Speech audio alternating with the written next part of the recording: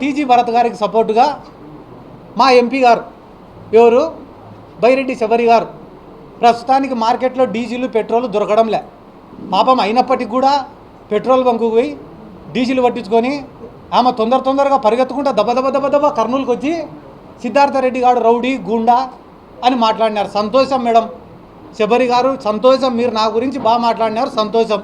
కానీ ఈరోజు మీడియా సమావేశం ద్వారా మిమ్మల్ని నేను ఒకటి అడగాలనుకుంటానా. మీ ఫాదర్ని బైరెడ్డి రాజశేఖర రెడ్డి గారిని గౌరవ్ వెంకటరెడ్డి వాడు ఒక వేస్ట్ ఫెలో అని మాట్లాడి ఈ రోజుకి 2 నెలలు అయింది.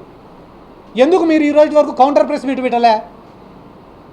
నందికొట్కూరు మార్కెట్ యార్డ్లో మాండ్ర శివానందరెడ్డి అనే ఆయన ఇదే బైరెడ్డి రాజశేఖర రెడ్డి గారిని ఈ నందికొట్కూరులో 2 సార్లు ఎమ్మెల్యే గెలిచిన ఒక జోకర్గాడు ఉన్నాడని మాట్లాడినాడు.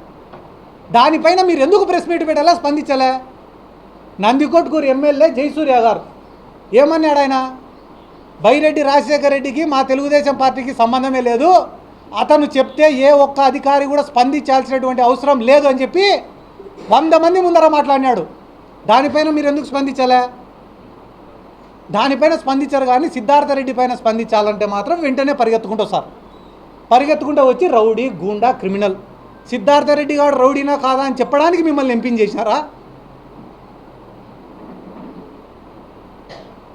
5 పైసలైనా నిజాయితీ ఉండాలి కదా.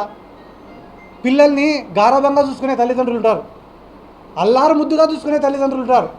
కానీ కొండ మీద కోతినైనా తీసుకొని వచ్చి ఇచ్చే తల్లిదండ్రులు చాలా తక్కువగా ఉంటారు. బైరెడ్డి శబరి గారికి డాడీ నాకు ఎంబీబీఎస్ సీటు కావాలంటే కొనిచ్చినాడు. డాడీ నాకు పీజీ సీటు కావాలంటే కొనిచ్చినాడు. డాడీ నాకు ఎంపీ సీటు కావాలంటే కొనిచ్చినాడు.